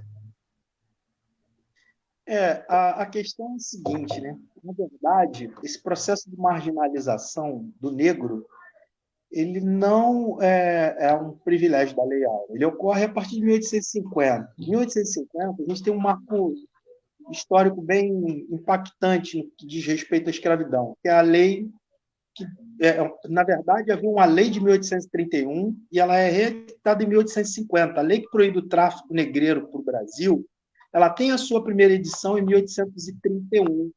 Só que a lei para inglês ver, né? Não houve nenhum empenho das autoridades para que essa lei fosse efetivamente colocada em prática. Em 1850, se aprova uma lei, que é a Lei Eusébio de Queiroz. Essa lei proibiu o tráfico negreiro. E aí a gente tem uma redução significativa da entrada de negros via tráfico para o Brasil a partir de 1850. Ao mesmo tempo que eles passaram a agir de maneira mais incisiva contra o tráfico, eles incentivaram o processo de imigração, né? Por conta também de uma perspectiva científica construída na Europa, né? Da questão do darwinismo social, que a Nath já tinha abordado, a questão do branqueamento. Né? Nós temos a entrada de levas e mais levas de imigrantes aqui, para atuar na lavoura do café. E esse elemento negro, ele vai sendo empurrado mais e mais para a margem dessa sociedade. Né? A gente tem um processo muito complicado acontecendo no Brasil a partir de 1850. A escravidão estava com seus dias contados, mas havia um núcleo muito poderoso, inclusive de políticos, que resistiam a essa abolição da escravidão. Tanto que da lei Eusébio de Queiroz até a próxima lei, que é a lei do ventre livre, passam 21 anos.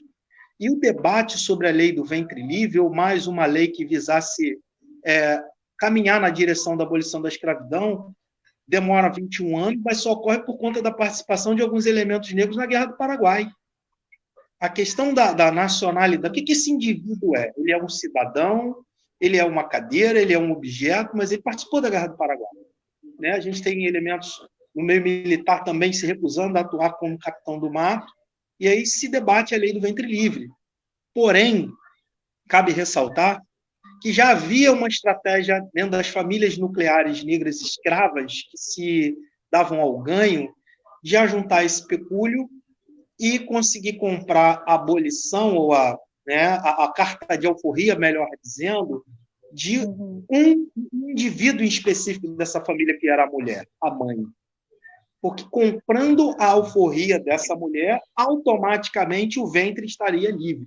Então já havia essa percepção por parte dessa família negra, que era de muito empurrar essa mulher livre, caso eles conseguissem o recurso para comprar essa alforria, porque os próximos, os descendentes dessa família, também seriam livres. Então já havia uma ação desse elemento negro. Chegamos a 85, com a lei de sexagenário, tem um aspecto muito impactante, foi uma verdadeira gargalhada nacional, como disseram à época, porque poucos negros chegavam a essa faixa etária. Mas tem um dado muito importante que precisa ser avaliado para a gente poder fazer os paralelos históricos do que valem os aposentados hoje. O que é um elemento negro após 80, 60 anos de idade, escravo? A capacidade de produção desse indivíduo é muito pequena, ao mesmo tempo que ele se torna um peso para esse senhor.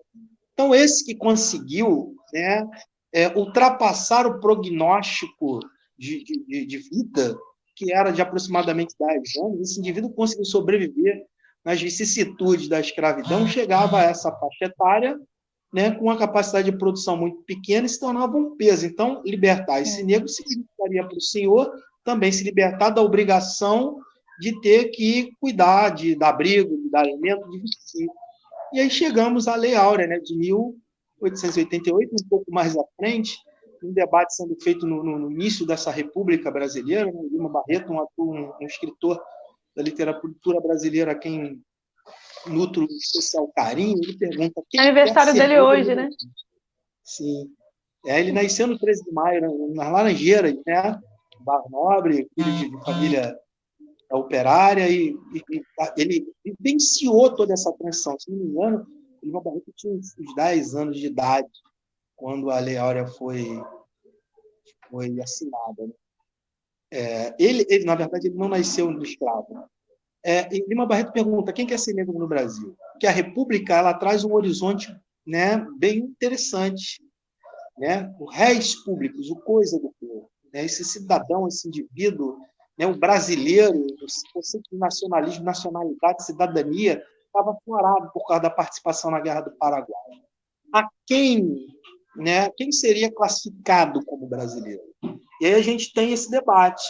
Só que a Constituição de 1891 ela sepulta a perspectiva de inserção desse negro a essa cidadania plena, quando estabelece o critério da alfabetização para participação eleitoral. Cidadão é aquele que vota, quem não vota não é cidadão, quem não é cidadão não tem direitos. Então, a Constituição brasileira de 1891, ela e aí a gente pode afirmar com propriedade que o estabelecimento desse item, a Constituição brasileira, de 1891, ela tinha um objetivo específico: excluir esse negro do direito à cidadania. O Murilo de Carvalho, inclusive, fala: a cidadania no Brasil é um longo caminho. A construção da cidadania nesse país demora mais, porque essas elites, elementos brancos, que fizeram a República, negam a esse indivíduo esse direito de inserção política, que poderia promover todo um abalo, uma fissura nessa estrutura herdada do período colonial, o enclave. Então, cabe a esse negro esse processo de marginalização da República. Na medida que os centros urbanos se instituem, esse cara vai morar nas casas de cômodo, nos cortiços, local infecto, imundo, apertado, sem higiene, alvo da ação da polícia, da ação das autoridades. A ação higienizadora, policialesca, ela não é pensada, projetada antes uma ação educativa. Não se pensa naquilo que seria a grande ferramenta modificadora de vidas, que é a educação. E aí a gente pega uma carona um pouco naquilo que a Nath está falando sobre a questão da política de cota. Se todos nós sabemos que a educação é essa ferramenta poderosa de transformação de vidas, por que não tornar ela mais ampla possível, o acesso à educação? Então, a ação educativa ela tem que preceder a ação punitiva, só que, em se tratando a determinados segmentos da sociedade brasileira, esse Estado só apresenta um lado, né? O de vigiar e punir, na perspectiva do futuro. Sim. Perfeito, Sidney. Eu separei aqui alguns comentários da galera. Separei 4 comentários, né? Da Milena, que ela fala assim: se a escravidão teve o fim formal há 132 anos, está viva até hoje na violência, encarceramento em massa, desigualdade. A luta negra continua até hoje, né? Aí a Pamela, ela vai falar que uma perspectiva, né, das violências, como nosso cabelo é dito duro, nossa cor é dita feia, todos os nossos traços são condenados, e é preciso muita luta para que nós mesmos nos convençamos do contrário. Marco também vai falar com relação a ele, a experiência dele na sala de aula, no dia a dia dele, e ele também coloca que ele faz uma pergunta, Marco Antônio: quais são as políticas públicas atuais de preservação e manutenção dos quilombos e a sua população? E por fim também, a Samantha ela vai colocar um trecho da Beatriz Nascimento, né? Que quando a gente ouve na escola que o quilombo era a fuga do é porque a gente aprende do ponto de vista do colonizador. O quilombo é caminho. Quem olha o quilombo como fuga é o senhor. Muito importante essa aula para fazer o resgate. Então, acho que é basicamente a gente resgatar, né? O sentido do quilombo, o que era o quilombo e o que é esse quilombo hoje, né? O Sidney já passou um pouquinho falando sobre a importância das favelas, né? A resistência dentro dos territórios. E, bom, aí vocês, quem quiser começar aí, para a gente poder dar continuidade ao debate. Pode ir, sim.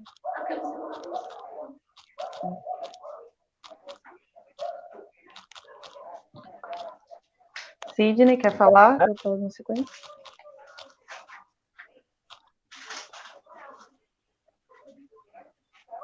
Acho que ele não deve estar ouvindo a gente. Tá, então, começa então, né? Sim. Bom, a Samantha, querida Samantha, um beijo. Já que a Samantha resgatou a Beatriz, eu acabei sacando aqui, que eu botei uns livros aqui do lado. Acabei sacando aqui esse livro da Beatriz Nascimento, ó, que é o Possibilidade de Dias nos Dias de Destruição. Tem uma passagem dela muito legal que eu queria dividir com vocês, que tem a ver com isso que a Samantha traz, né? O quilombo, ele é um avanço, é produzir ou reproduzir um momento de paz. Quilombo é um guerreiro quando precisa ser um guerreiro, e também é o recuo se a luta não é necessária. É uma sapiência, uma sabedoria, a continuidade de vida, o ato de criar um momento feliz, mesmo quando o inimigo é poderoso e mesmo quando ele quer matar você. A resistência, uma possibilidade nos dias de destruição. Eu gosto muito dessa passagem dela sobre os quilombos, e também porque ela vai, na sua obra, trazer para nós a importância de pensar que os quilombos eles não acabam, né, com a dita abolição, né? Tem todo um processo de como esses territórios vão se tornando, alguns territórios se tornam favelas, né? E aí o Sidney falou sobre o seminário do Quilombo, a Favela, que é também o título da obra do mestre Andrelino Campos, né? Que era professor da UERJ, infelizmente perdemos ele.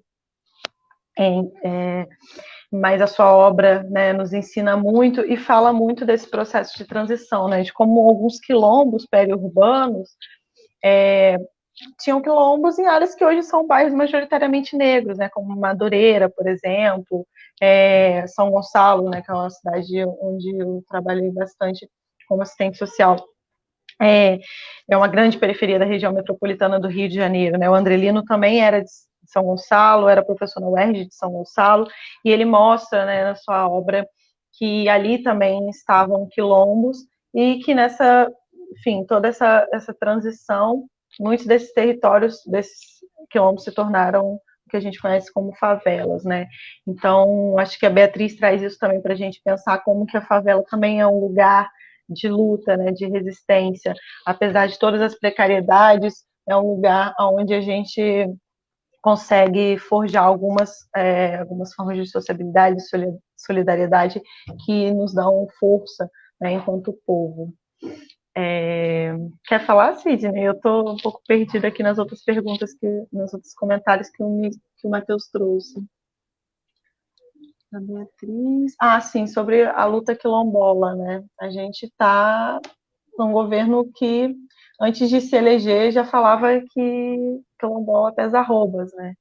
Então, o que a gente está vendo é um ataque muito contundente contra os territórios quilombolas, e a gente vê, né, que, por exemplo, agora no contexto da pandemia de coronavírus, né, os quilombos estão sem nenhuma proteção e super suscetíveis a esses males. Quais são as políticas públicas atuais de preservação e manutenção dos quilombos e sua população, né? É isso, assim, a gente tem alguns marcos, né? A gente tem as garantias legais, mas essas garantias legais, elas não se revertem, não se efetivam, né? Então, a gente, por exemplo, hoje, a gente falava da educação, né? Uma luta muito grande, né, dos quilombolas é pela educação que respeite a cosmovisão, né, do nosso povo, né? Então, uma educação que deveria ser diferenciada, que deveria ser específica, e a gente ainda não tem assegurado. E hoje, na verdade, a gente está vendo, foi aprovado essa semana, né, eles aproveitam o contexto da pandemia para aprovar uma MP que permite que os grileiros sejam premiados, né, que eles avancem sobre os territórios indígenas e quilombolas, né. Então, é um momento muito sensível de a gente proteger os avanços que a gente tem para tentar conseguir avançar no período seguinte.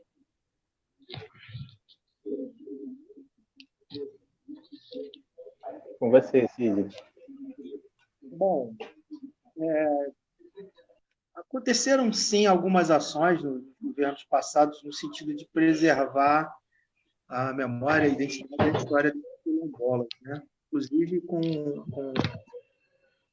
a perspectiva do INCRA de agir na demarcação das terras e garantir a propriedade dessas terras às descendentes dos quilombolas, né? O meu amigo Marco faz uma pergunta sobre essa questão, e que a gente tem, né, de 2000, na verdade, na campanha eleitoral de 2018, a gente desembocou em 2019 com a assunção à presidência do nosso excelentíssimo. Na campanha ele já apontava nessa direção e buscar rever algumas dessas ações das quais foram classificadas como processo de vitimização, né? Que tinham muitas riquezas nos territórios quilombolas e nos territórios indígenas que estavam a ser explorados em prol do desenvolvimento, que a política de cotas ela reforçava o racismo, que todos eram iguais, sem igualdade, uma coisa é outra completamente diferente, né? Mas para muitos que, inclusive, dão voz a esse discurso, não sabem o significado da palavra equidade. A gente precisa ter igualdade de oportunidades, a gente precisa respeitar as identidades. O Brasil é múltiplo. Então, o que se quer crer que, de uma hora para outra, o Brasil saltou, né, no caminho do desenvolvimento, e que eram esses grupos, minorias políticas, que impediam o Brasil de se desenvolver. A demarcação de terras indígenas, a demarcação das terras dos quilombolas, o direito desses povos de manterem as suas identidades culturais, o acesso desses elementos negros à universidade, né, estariam criando seríssimos problemas para o desenvolvimento da nação. E quando, na verdade, a gente sabe que é o oposto, né? Nós tivemos um avanço significativo nos últimos 20 anos no acesso à educação a nível dito superior, né, as universidades, a presença desses elementos pobres com perspectiva de mudança da sua condição de periféricos, né, não só moradores da comunidade, como moradores da Baixada Fluminense. A gente tem uma banda de reggae muito famosa da Baixada aqui de Belford Roxo, onde eu sou, onde eu nasci, fui criado, que é a Cidade Negra. Belford Roxo é a cidade negra, é uma cidade negra. Nova Iguaçu é uma cidade de Meriti, de Caxias, né, possui uma quantidade imensa de religiosidade, matriz africana, terreiro de candomblé. né, essas pessoas começaram a circular, né? E aí a gente tem um livro de história falando da boa sociedade, da má sociedade, né? Toda vez que essa má sociedade, entre aspas, que esses indivíduos aí considerados as classes perigosas começam a ocupar determinados espaços nessa sociedade, eles incomodam, né? Espaços que são deles, pelo princípio da equidade, né? Então, o que é necessário fazer? Afastar essas classes perigosas desses convívios, né? Porque o indivíduo, né, que sempre esteve no topo, sempre esteve num local de privilégio, ele crer que esse processo de aquisição de direitos, corroboração de direitos, os ameaça, quando, na verdade, a ampliação desses direitos faria essa sociedade e essa nação muito mais próspera, né? Quanto mais conhecimento, menos machista, menos homofóbico e muito mais consciente, menos analfabeto político, né? Educação muda pessoas e pessoas mudam o mundo, né? É isso. Exatamente, sim. Esse... Bom, gente, ainda agora para o finalzinho da nossa aula, vamos botar então 3, 5 minutinhos para vocês fazerem as considerações finais, né? Se quiserem abordar mais algum tema, se quiserem deixar uns recadinhos, beleza? Aí começando pela Natália, pode ser? Eu? Tá, pode ser. Bom, pegando aí um gancho na fala do Sidney, agora finalzinho, que ele fala sobre... Eu acho que me remeteu ao livro Onda Negra, Medo Branco, né? Que acho que é uma obra importante aí também, porque traz, pelo menos a mim, ele lança a luz de que a elite branca tem muito medo da onda negra, né? E que a cada momento que as nossas movimentações estão sempre sendo olhadas com atenção e temor por eles, né? Porque já inspiramos medos, né? Porque é isso, nossa história não é uma história de resignação, é uma história de luta, de resistência, de rebelião, e esse ímpeto revolucionário está sempre aí e a qualquer momento vai explodir, né? Então, eu acho que a gente saber que a gente está vivendo, sim, um momento em que o medo branco ele se reorganizou, né? Eu acho que ele é uma resposta ao que nós conseguimos avançar no último período, né? Porque, como o Sidney estava falando, a gente entra na universidade e, como eu falei também da Lei 10.639 nas escolas, isso vai incidindo sobre a realidade, né? Isso vai criando um caldo, isso vai criando novos questionamentos, né? Isso vai incidindo sobre várias mudanças que a gente assistiu no último período que inspiraram medo branco da onda negra, né? Então, me parece, para tentar fechar de alguma maneira otimista, de que a gente está sim vivendo um período em que o medo branco ele está se reorganizando, está vindo para cima, mas isso só está acontecendo também porque a onda negra está cada vez mais forte, né? Enfim, avançando. Acho que a gente tem não vamos voltar, né? Não vamos recuar, não vamos aceitar que acabe com a política de cotas, não vai dar mais para eles, assim, a gente vai avançar daqui em diante. E aí eu queria terminar sugerindo aí uma música, né, para a galera escutar, uma música do Lazo, que é um cantor baiano, é o quê? É o rei da música, segundo meu companheiro, e ele tem uma música chamada 14 de Maio, né, que eu acho que tem bastante a ver com o que a gente conversou hoje, né, sobre essas provocações aí que a gente trocou, esse diálogo que a gente estabeleceu.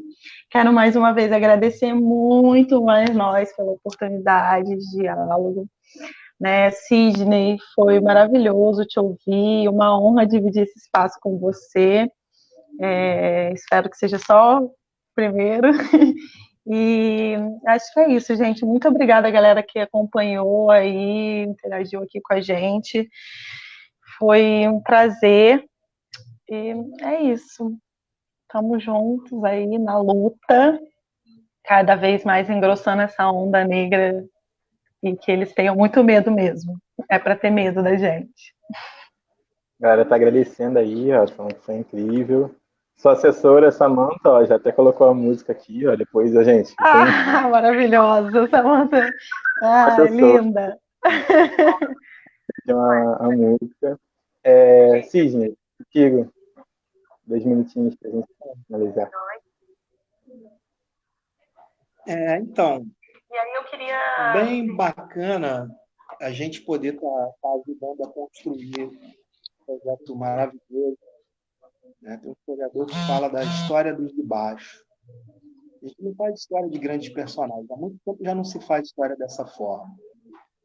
Nós somos produtores de história o tempo todo. O historiador, além de tributário do tempo em que vive, ele precisa provocar para que as mudanças possam acontecer. Por esse motivo, inclusive, que não querem regulamentar a nossa profissão, né? Não querem dar a liberdade para que a gente produza essa criticidade. Eu costumo dizer para os meus alunos que o que eu faço com eles é provocá-los o tempo todo, no bom sentido que essa palavra tem, para que a gente possa sair da nossa condição de conforto ou de desconforto, né? Em se tratando de quem mora na periferia, de quem mora nas comunidades, que atravessam por todas as dificuldades, todos os obstáculos que são propositadamente colocados no caminho dessas pessoas para que elas não possam progredir. Eu acho que o caminho é esse. A gente está, sim, numa progressiva, né? Uma pessoa que tem uma estima muito grande, meu Baba Lorixá, meu orientador espiritual, diz isso para a gente o tempo todo, que esse momento de crise é o momento para a gente se reinventar. E para a gente se fortalecer em laços de solidariedade, a gente está vendo isso acontecer nessas comunidades. Um movimento maravilhoso, né, no Brasil inteiro e aqui no Rio de Janeiro em específico, né, nessas áreas que são desassistidas, apesar da presença violência do Estado constantemente estar, né, ao invés de médicos, enfermeiros, de assistentes sociais, né, de medicamentos e todo tipo de auxílio, a presença policialesca violenta do Estado continua presente. E a gente está se ressignificando. Né? Tem uma tirinha da Mafalda que eu muito gosto, comento sempre com meus alunos, né, que um adulto pergunta a ela como é que ela pretende mudar o mundo sozinha. E ela diz, nós não estamos sozinhos. Melhor, eu não estou sozinho. Nós somos muitos. Nós só estamos espalhados, mas a gente está se juntando. Eu acho que esse momento aí, de crise de saúde, crise mundial, é um momento em que está todo mundo refletindo sobre o caminho que esse individualismo exacerbado, essa busca, né, pelo hedonismo a todo custo, sabe, de riquezas, né, de acúmulo de bens materiais, aonde levou essa humanidade. Né? A gente está à beira do caos. A gente precisa se reinventar. Essas cidades precisam voltar a ser habitáveis. As cidades só existem se tem pessoas circulando. A limitação de trânsito nas grandes cidades criou um panorama impensado desde o século XVIII, quando a industrialização transformou esses espaços nessa loucura. A gente não se olhava, a gente não se enxergava, a gente não conhecia a nossa casa mais, porque a nossa casa era o nosso dormitório, único e exclusivamente. Então, eu acho que esse é o caminho. O caminho é o progresso, mas esse progresso ele só vai ser alcançado se a gente, né, aquele que um dia perdeu, resgatar a sua humanidade. Tem gente que está muito cético. A humanidade passou por 2 grandes guerras, por uma bomba de Hiroshima, o mundo foi dividido por uma guerra fria, a Alemanha foi...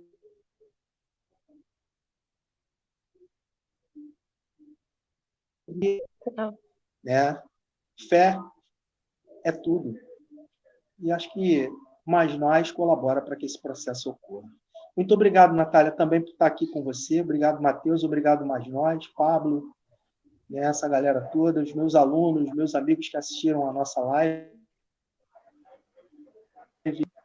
Mas eu acho que a troca foi bacana e toda vez que vocês precisarem, é só solicitar que eu me comprometo a estar mais próximo de vocês a partir de já. Beijo a todos também. E fiquem com Deus e com os deuses, né?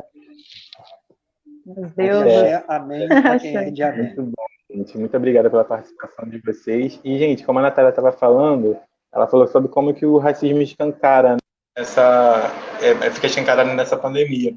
Então, na semana que vem, no mesma página, né, que a gente está agora aqui no Mais Nós, às 6 horas, na quarta-feira que vem, a gente vai falar sobre as ações de solidariedade que estão rolando em vários territórios, né, que a gente está inserido, né, com o Movimento Caxias, com a galera da CDD também. Então, a gente vai trazer aqui alguns convidados bem legais para falar sobre a importância, né, não só contar o que eles estão fazendo também, mas também, sobretudo, falar da importância dessas ações de solidariedade.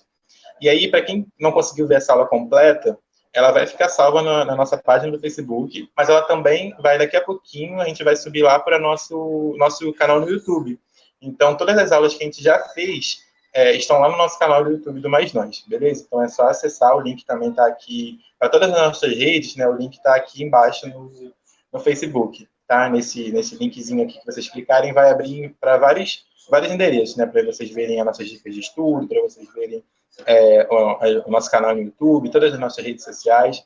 Então é só acessar lá, beleza? Muito importante lembrar, gente, quem puder, fique em casa, porque é importante, vamos manter nossa saúde, a saúde de quem a gente ama, beleza? Vamos ter esse senso aí de coletividade, né? Muito importante a gente ficar em casa, beleza? Te agradeço muito por tudo que vocês estiveram aí comentando, né? Estiveram divulgando, compartilhando, trocando essas experiências, beleza? E é isso, muito obrigado, gente. Tamo junto.